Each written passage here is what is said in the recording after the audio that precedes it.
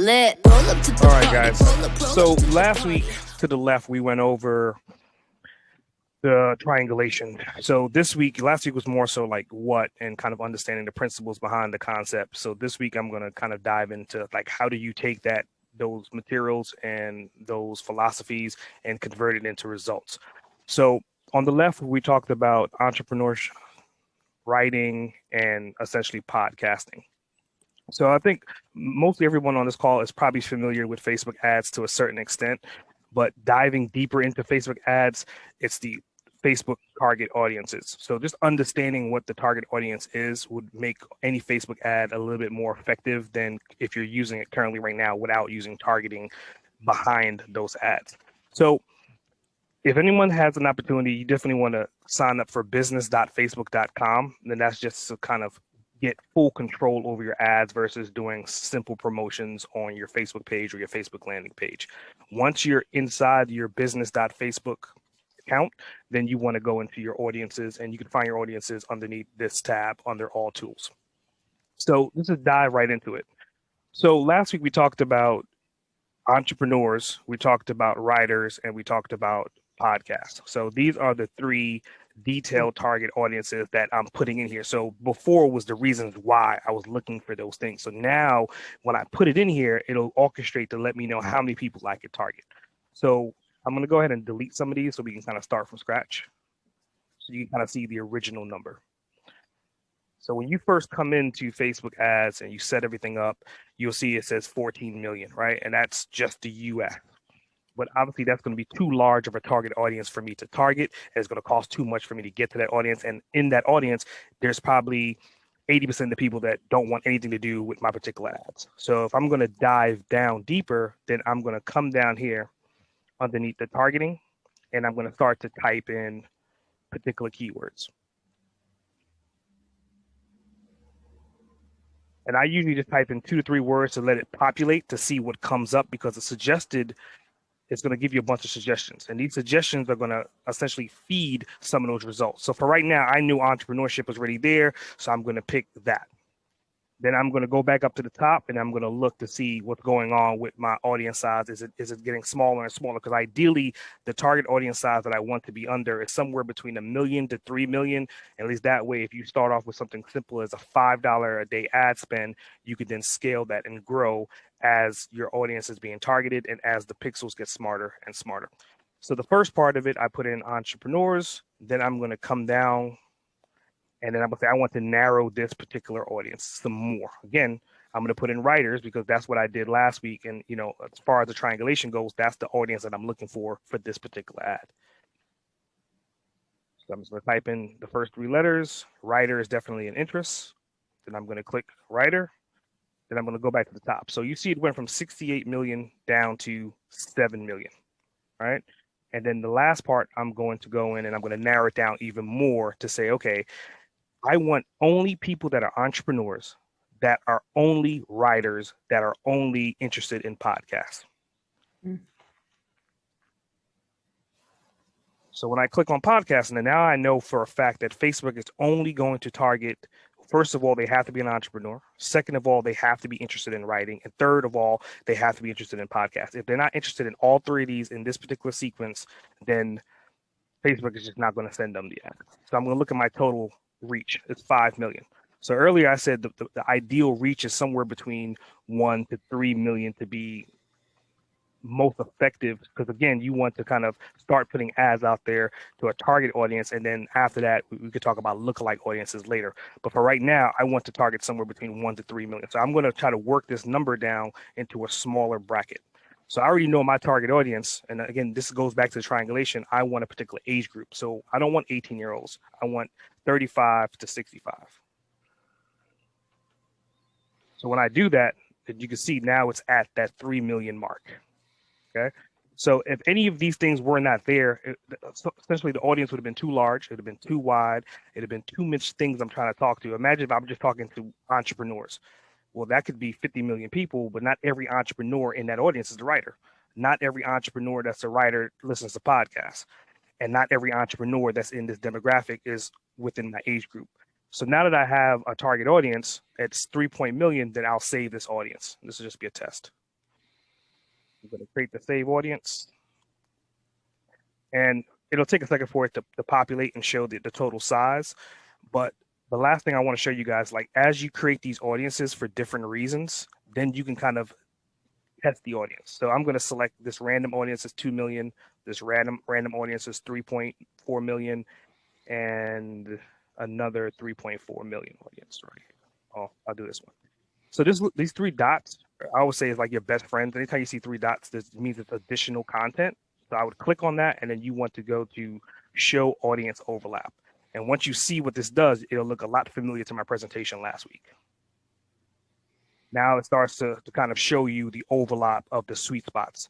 So essentially the first one is saying, okay, it's 2 million people in this group of audience, but I have other audiences that I've created, and my ideal audience that I'm looking for as far as overlap is less than 20%. So if I was running an ad to this audience and to this second audience, I'd be wasting my money because I'm essentially sending the same exact ad content, the same exact ad spend to two audiences that are essentially identical. So again, you want to have something that's 20% or less, and you're targeting for different reasons. So you have a different ad spend. So your ad money is working for you versus against you.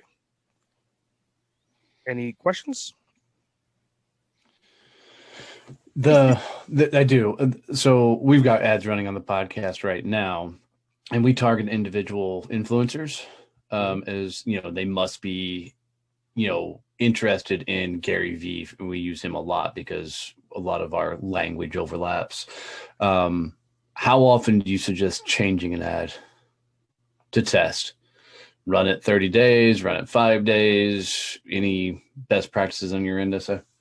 Yeah, so that's definitely a variable. So like with something like Gary Vee is a person that's always modifying, and he leads the demographic, he leads the market. So I would just follow what he's doing if that's who you're talking. No. What I mean is I'm targeting him, so they must like Gary Vee as part of the ad. So like when you were narrowing it down, and you said podcast, we'll plug Gary Vee's name in there because it does really well. My question is, how often should we change the ads? Try different images, try different targeting. Yeah, it comes down to the analytic data. So when you're looking at like your ads, I would say anything less than 1%, like the conversions are less than 1%, the click ratios are less than 1%, and that ad's been running this, say, for it really comes down to if you're spending more than $5 a day. $5 a day is the least that you want to spend per ad per day. So let's say you're spending $50 a day, essentially that's 10 days, right? So in 24 hours, you should have enough data to say, okay, we're at less than 1% conversion, we're at less 1% per click, then that ad sucks. Then you have to kind of cut that ad off or re-engineer that ad, change the copy or change the image. But with A/B testing, you want to do essentially change one thing and create a new ad, or do variable ads that say, okay, here's all the images, here's all the copy, and let Facebook figure it out for you. Okay. Does A/B ads do the exact same ad ever? So A/B ads essentially is like, let's say this is the ad of me right now. And I'm talking about buy. And the next ad is exactly the same, but the only difference is that my pink shirt is a green shirt. I'm saying the same exact thing. So it's just doing a test based upon the color of the shirt, or maybe my hat's a different color, maybe one word in my tagline's different. And I'm just testing it based upon the emotional response about, okay, way more people like the pink shirt than the green shirt. So I'm going to start using more of my ads with pink shirts versus green shirts. Gotcha. And my brother-in-law's been doing this since Facebook came out. And what he does is he starts 4 identical ads, dead the same, lets them run, maybe $5 a day, because the algorithms on one of them is going to be a whole lot better than the other 3. And then you just get rid of those other 3. And it feeds off of itself then. It's pretty interesting. That is pretty interesting. I mean, he must be targeting different audiences, though, if he's doing the same exact ad. Dead same ad. Same exact ad. All the same. Yeah. And the same audiences? It's just Facebook's algorithm will only, like 2 of them will just be duds no matter what. Doesn't matter if it's interesting content or not. Crazy. Weird. That's why, guys, this is why you don't hire generalists. You got to hire people that are fucking experts in this shit, because otherwise you're just going to piss money away. Definitely. Cool. Is it the same essay with this type of thing? Is it the same if we're doing a Facebook page versus a Facebook group? You can't do ads in groups. You Yeah, cannot build your membership. Didn't they used to? You can send traffic to it, like Yeah. you redirect Okay. the link to it, but I mean, an ad essentially So is it's the still top of off the funnel. main. Okay. Yeah, well, the ad is the front end of the funnel. So Yeah, you can whatever invite you to the do, group. yeah. Yeah. Whatever you do after the funnel, you can take them anywhere you want, but the The- ad catches their attention. These audiences that you pulled up are these ones that you ran before? They're your own. Yeah, these are all When- mine. I when mean, you I were- have. When you were picking a couple there, they were all yours, right? Yeah. Okay. Yeah, these are all mine. So Okay. I've been creating audiences based upon variable data for different things. And to your Yeah. point, like Gary V, and I think some of them are in here. I may have some Gary V in here as well. My issue when I run ads is regulations on the mortgage industry, where I have to basically send ads to everybody in Facebook. I can't really target 25 to 35-year-olds because 18-year-olds are being left out, 65-year-olds are being left out. Mhm. So I wonder if I can go into the audience types and maybe, do you know anything about that? Is there a regulation for that, or is it just on age and for you, location? I would think anyone that has a database of email addresses will make it 10 times easier. Like this is step one. Yeah. You're more step two. I would take your database and import that into Facebook and say, hey, find more people like what I already have access to. And then that creates a lookalike audience based upon the people that you're targeting. And keep in mind, Facebook is 100% on behaviors. So if I have John, Susan, and Mike, and they all do the same particular thing, Facebook knows what they do, and it's going to find more people like them. This is going to say, hey, I'm looking for these people. I'm fishing. Find me some of these fish. And once it finds me some of the fish that I'm looking for and they convert, then I can go back and create a lookalike audience based upon the people that actually have converted on my funnels. Okay. So for you, take your database and you would import your database in, and right here, you'd create a lookalike audience and you would just import in your CSV file. And that cuts out of creating this particular audience. Yep. And that'll pull up anybody that's even looked at the ad, right? Well, it comes down to your database. So if you're collecting data, and that's why eventually we'll talk about funnels, but front end funnels are your best friends because then you just send traffic to it, you collect data, and that data is essentially email address. And those email addresses, this is where they come in really handy because now you can segment those email addresses. You can say, hey, I only want to take the people that have actually made purchases from my email address and put them in Facebook, and Facebook's going to find people like those people that have made purchases before. Yep. Okay, cool. All right. Any last questions, guys? No, it's awesome. Yeah, thanks, Essay. All right. Makes my head want to blow up. But that's Yeah. cool. But Mine they too. have my ability to understand, like, you lost me 5 lookalike audiences. Yeah.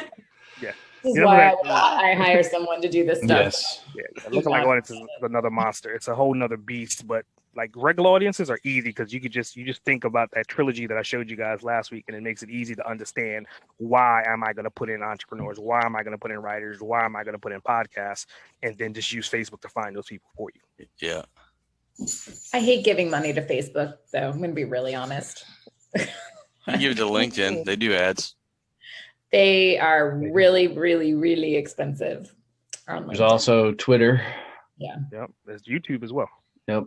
And all of them work off the TikTok. same principles. They all work the same exact principles as far as finding audiences. I would just challenge you guys that if you're going to try and do ads on all the different platforms, find somebody that specializes in that platform. Lit, roll up to the party, roll up to the Don't party, hire social roll media up to the party, roll up to the party, roll up to the party, roll up to the party, roll up to the party, roll up to the party, roll up to the party, roll up to the party, roll up to the party, roll up.